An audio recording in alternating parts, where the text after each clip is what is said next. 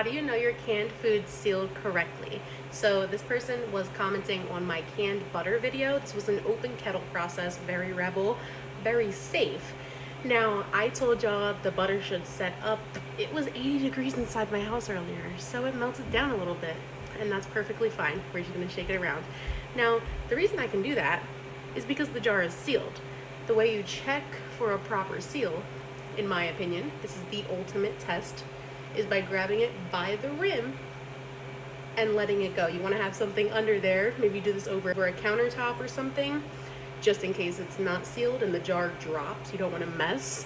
But if it's sealed, the ultimate test is holding it by the rim, only by the lid. See my fingers? Hold it by the rim of the lid. If it's on there, it's on there. Now you also, at the same time, need that button to be pushed down. And as you can see, you can hear like a hollow sound when I tap. That's also an indication. I don't usually go by that. My favorite ways is like I just showed you with the rim test, and then you want to make sure that button is down. I always like to compare it to a Snapple bottle. When you pop the Snapple bottle open, it should pop. If there's a button at the top, you know you're not supposed to consume that.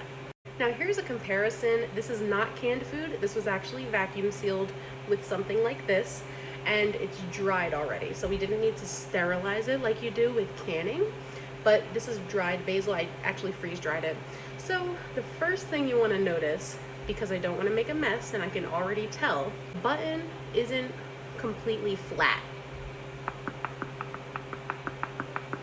So that's what I was talking about, kind of like that Snapple bottle. Now, like I showed you earlier, we're gonna do the test. Again, I already know this is not sealed, so I'm gonna have it here.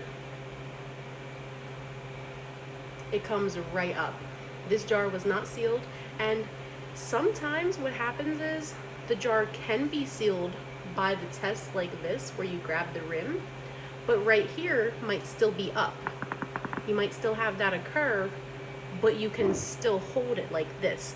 That would be a false seal. You cannot push this down yourself and say that it's sealed. That would be a false seal, which could be harmful if you consume that food.